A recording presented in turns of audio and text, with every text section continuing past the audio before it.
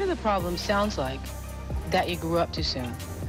At first, I really didn't know the difference. I was like 6 years old, hanging out with a bunch of 25-year-olds. I'm saying that there are people that were the people that did this to both me and Corey that are still working, they're still out there, and they're some of the richest, most powerful people in this business. I didn't want to go off and play Barbies. I wanted to go out to a club and dance. So you started drinking at 9? Drew Barrymore and Corey Feldman are now finally exposing 10 young actors who were chewed up and spit out by the very industry that made them famous. Still working, they're still out there, and they're some of the richest, most powerful people in this business. The revelations are jaw-dropping, from childhood stars pushed into toxic environments to young actors exploited by powerful figures in Hollywood. I can tell you that the #1 problem in Hollywood was and is and always will be. Nobody talks about. It's the big secret. And it's widespread? Oh, yeah. Who are the victims of Hollywood's brutal machine? And what really happened behind the scenes? Let's get into it. Drew Barrymore and Corey Feldman know firsthand what it's like to be exploited in Hollywood. Both entered the industry as children, skyrocketing to fame at a young age, only to experience the darker side of the business. Now, they're naming names. They're exposing other young stars who have suffered the same fate. Child actors whose lives were controlled, manipulated, and even ruined by the industry. Some were forced into dangerous situations, overworked, underpaid, and abandoned when they were no longer useful. Others were pressured into silence or forced to conform to Hollywood standards at the expense of their mental and emotional well-being. All my problem had seemed, to disappear for that hour that I was out of it. Among those they've named are actors who struggled with addiction, lost their careers, or even disappeared from the spotlight altogether. Some tried to fight back, but Hollywood has a way of protecting its own, making sure the real abusers stay hidden while the victims are left to fend for themselves. First, let's talk about Drew Barrymore. Barrymore has spoken openly about how she was exposed to drugs, partying, and toxic environments before she was even a teenager. I just got so out of control that no one knew what to do with me. They drove me here in the middle of the night and they walked me right through those 2 doors. But this is just the tip of an iceberg. From Hollywood's sweetheart to dishing out some brutal truths, Drew Barrymore's story is wild. She may have stolen America's heart at just 7 years old in E.T. the Extraterrestrial, but behind the scenes, total chaos. Her mom, Jade Barrymore, threw her into Hollywood's wild party scene way too young. By 9, Drew was drinking. By 12, she was deep into way worse. And by 13, she was in rehab twice. Our lifestyle together was not traditional. So, putting it mildly.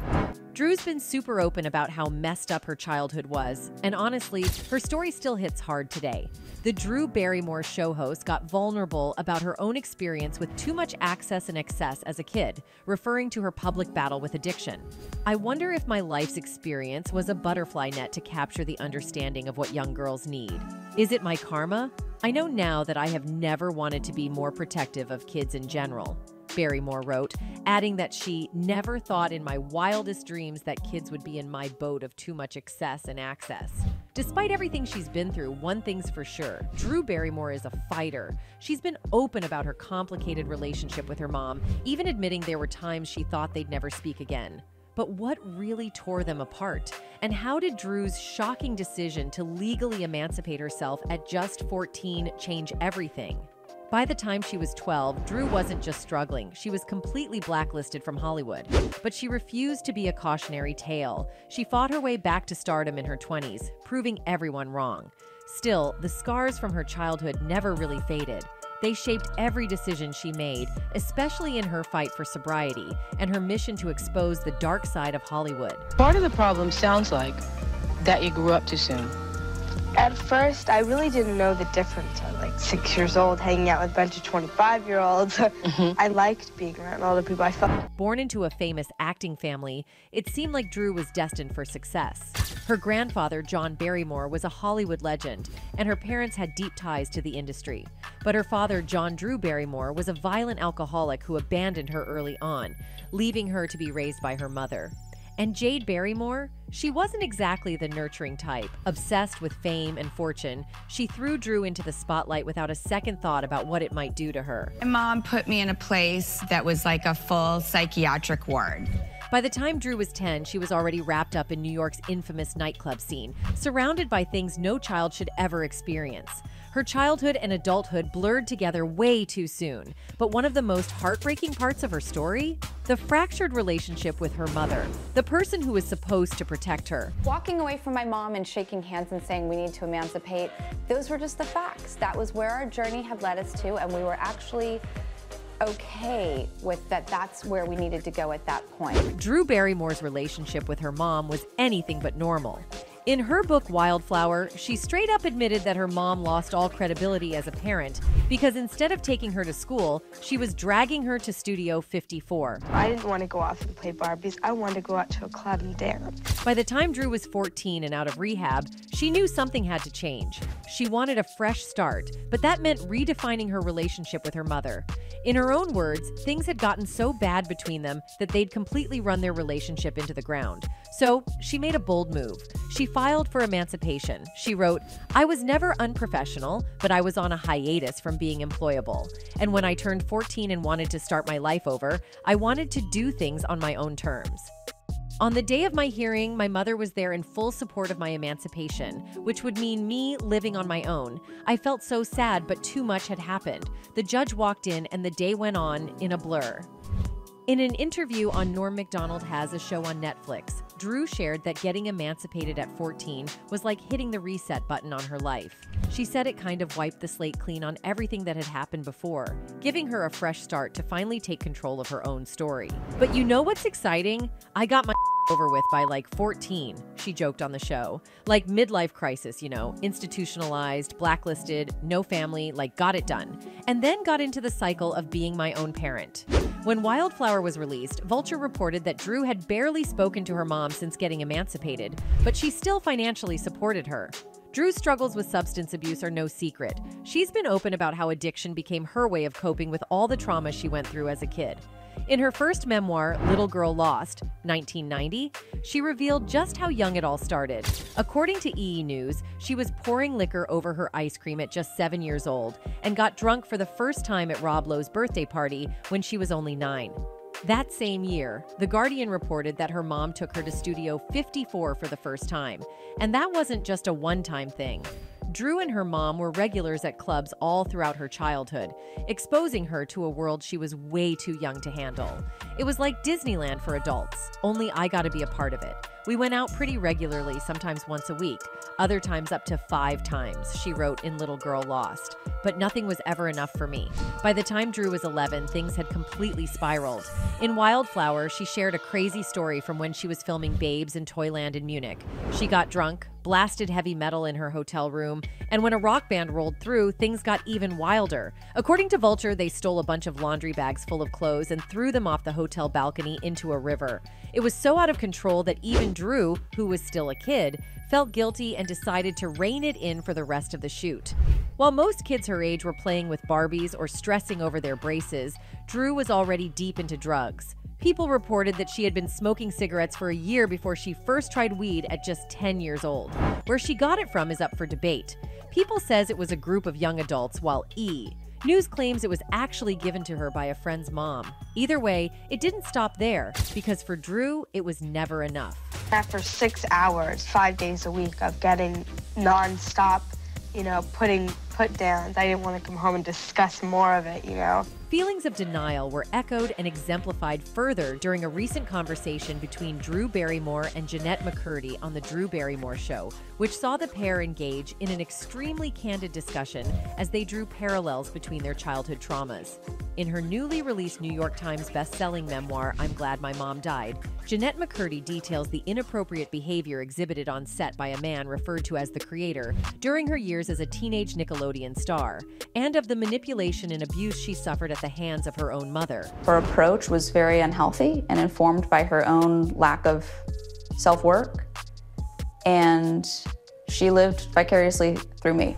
During the course of their conversation, Jeanette's honesty and bravery prompt an aha moment in Drew. This protectiveness I feel, she explains, it's like I don't want to paint her negatively, I don't want people to think of her negatively, but the truth is tough stuff. In response to Barrymore's revelation of feeling a protectiveness for her, Jeanette McCurdy says, "It took me a long time to admit that mom wasn't perfect, let alone abusive. It went in baby steps to put the pieces of the puzzle together and recognize the reality of the pain I've suppressed for decades." Recalling the bluntness with which a therapist had said, "What you're expressing, are you aware of that?" McCurdy is open about the time it has taken to get to where she is today. Jeanette recalls cheering her mother on at the age of 6 as she chased her father around the kitchen with a knife, and Drew counters with a memory of coming home with her mother to find that her dad had ransacked the house, having broken everything and feeling rational with his incapabilities. It felt like a lot of pressure. And then I think my mom saw my career as a way out of that life, of that way of living, of that constant grind. Amanda Bynes was once one of the biggest child stars of the 2000s, known for her comedic talent on All That, The Amanda Show, and later, hit movies like She's the Man and What a Girl Wants. But behind the laughs and bubbly personality, Amanda was just another young star being overworked, manipulated, and ultimately cast aside when she was no longer profitable to Hollywood. There's no reason why I shouldn't go to a therapist who takes my insurance for $5,000 less a month. This is why I've asked to see the judge next week regarding this conservatorship issue. Like Jeanette McCurdy, Bynes was reportedly a victim of the toxic environment at Nickelodeon. She has hinted at being controlled and exploited from a young age, forced into exhausting work schedules that left her no time to have a normal childhood. Over the years, she struggled with mental health issues, substance abuse, and erratic public behavior, a familiar pattern among young stars who have been used up and discarded by the industry. Her downfall was public and brutal, from her bizarre social media rants to multiple run-ins with the law. But was Amanda really just crazy? Or was she another child star broken by the machine of Hollywood?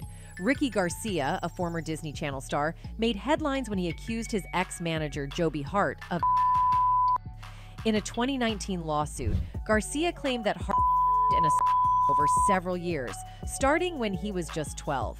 He also alleged that Hart facilitated abuse by others in the entertainment industry. Garcia, who was part of the boy band Forever in Your Mind and starred in Best Friends Whenever, said he was manipulated into believing was normal.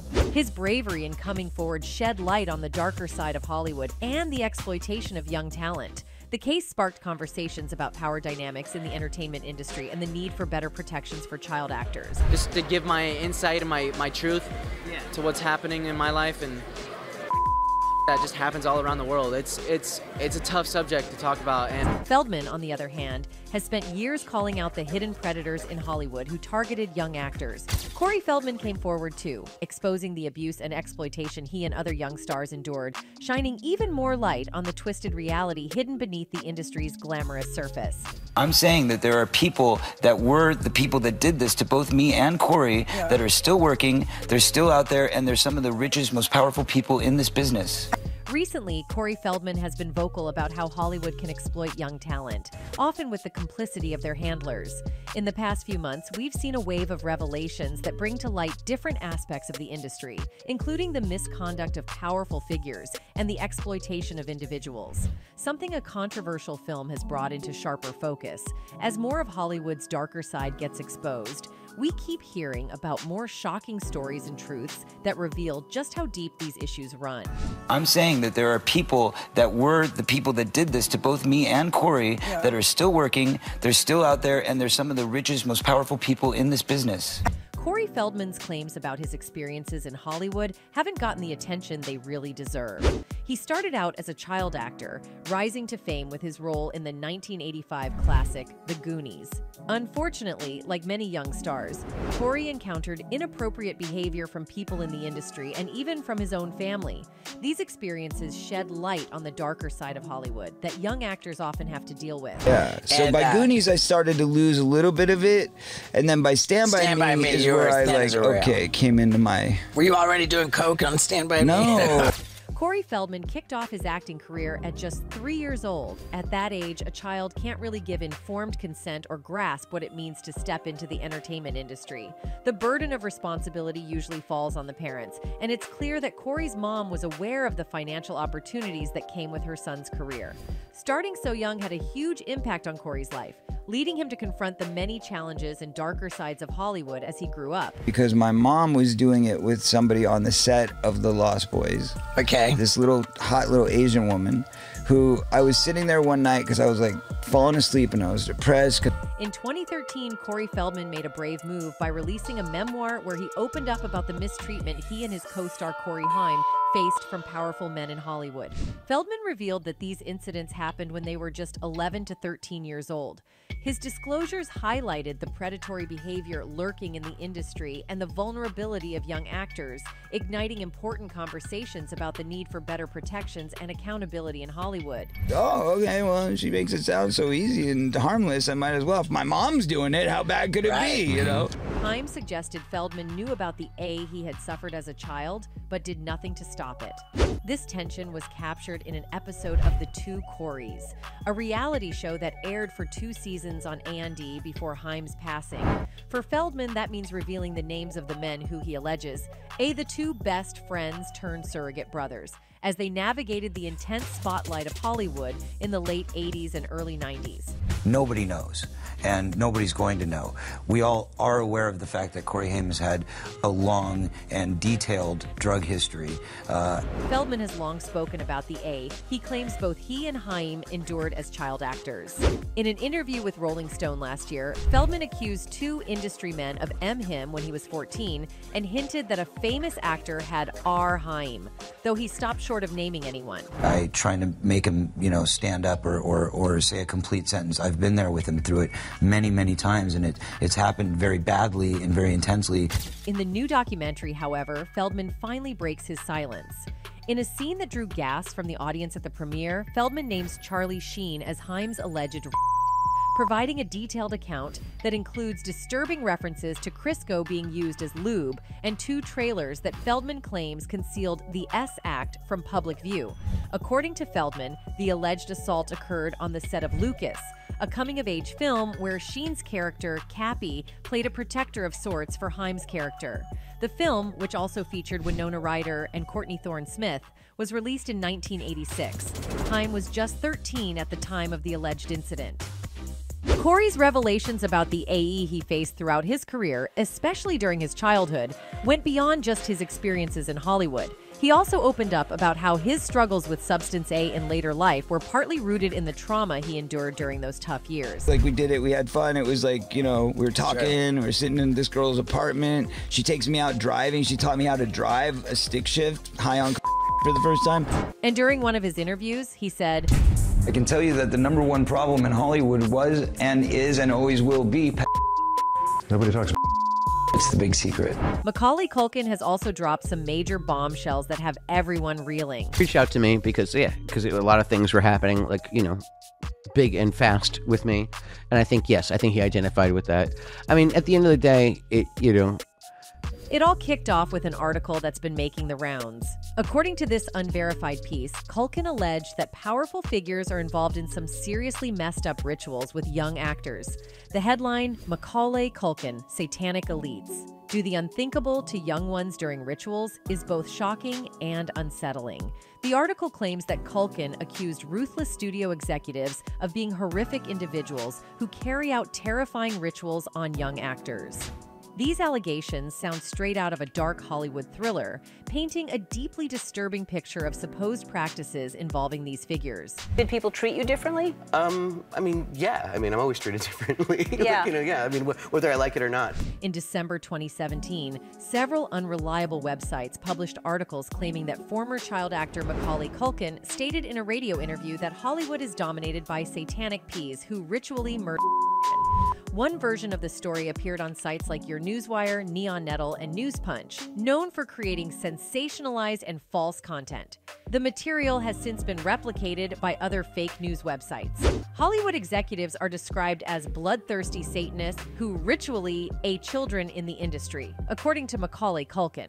He claims he survived because he was a smart, suspicious kid and became too famous to be like some of the other kids. Culkin stated, "You learn early to recognize which of them want to A you, and which have even darker tastes." He explained that the worst of them wear shoes made from the skin of children that they ritually Speaking on a radio show in Paris, France, Culkin remarked, Have you seen leather products made from human skin? It has a very unusual, distinctive look. I learned at a young age to identify it. In a controversial article on News Punch attributed to Alan Smithy, it was claimed that Macaulay Culkin revealed in a radio interview that Hollywood is controlled by satanic peas. The article alleged that at 11, a Hollywood executive tried to get him addicted to crack cocaine and boasted about custom-made leather shoes crafted from the skin of deceased child star Heather O'Rourke. These explosive claims supposedly appeared in French media, including Les Echos, but were quickly removed. However, these allegations made by Your Newswire, Neon Nettle, and News Punch are entirely fabricated. While concerns about child exploitation in Hollywood have been raised by former child actors like Elijah Wood, these typically focus on real issues rather than sensationalized claims involving Satanism and ritual MDR. Stories like these from fake news and conspiracy theory sites only spread misinformation and confusion. Working in this industry, it can push you in a lot of different directions that are not necessarily. Then Elijah Wood recently sat down with the Sunday Times and described Hollywood as an industry full of vipers, where, if you can imagine it, it's probably happened. According to Elijah Wood, he was protected from A by his mother, who didn't let him go to parties. However, he mentioned that his peers were regularly preyed upon by those in power. If you're innocent, you have very little knowledge of the world and you want to succeed, Wood said. People with parasitic interests will see you as their prey. He compared what he witnessed to the SA crimes carried out by the English TV personality Jimmy Savile, which became a scandal following his death. Speaking to the English paper, Wood said, "You all grew up with Savile. Jesus, it must have been devastating. Clearly, something major was going on in Hollywood. It was all organized." Long before the era of Harvey Weinstein, there was Louis B. Mayer, a co-founder of Metro-Goldwyn-Mayer Studios back in 1924. Mayer, often regarded as the epicenter of this type of A, possessed the resources, motivation, and influence, along with a crucial tool in this disturbing puzzle, the power to manipulate. If women didn't acquiesce to his demands, he would wield the threat of destroying their careers or those of their loved ones. The perils for women in Hollywood are embedded like landmines. From an actress's debut to her swan song, says film critic and historian Carrie Rickey, where moguls like Harry Cohn reputedly wouldn't cast starlets like Marilyn Monroe and Kim Novak unless they auditioned in bed. Allegedly, Louis B. Mayer's misconduct extended to include actions such as groping the teenage Judy Garland, as reported in Gerald Clark's book, Get Happy, The Life of Judy Garland. There were also accounts of Mayer conducting meetings with the young woman seated on his lap, his hands inappropriately placed on her C. And he expanded his chest over me like this. Every red-blooded man in the audience would want you for his girl. When the studio system consolidated in the late 20s and early 30s as talkies eclipsed silent movies, the men in charge of the Big Seven notoriously abused their power. According to Beauchamp, Harry Cohn at Columbia Pictures and Jack Warner at Warner Bros. Were A with a capital A. Mayer believed he'd built his studio brick by brick. It was his town, and he was king, so therefore he deserved all the perks of the kingdom. That was the attitude of most studio heads. Marilyn Monroe's life story reflects a pattern where she seemed to be passed from one influential figure to another, be it a president, playwright, or center fielder.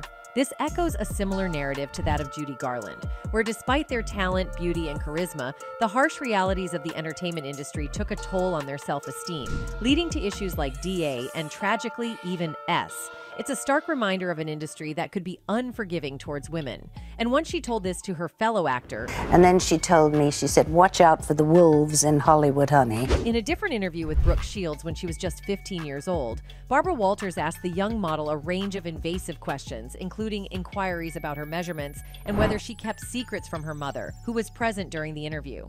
Walters even went as far as physically comparing herself to the teenager and questioning if she had plans to become a mother in the future.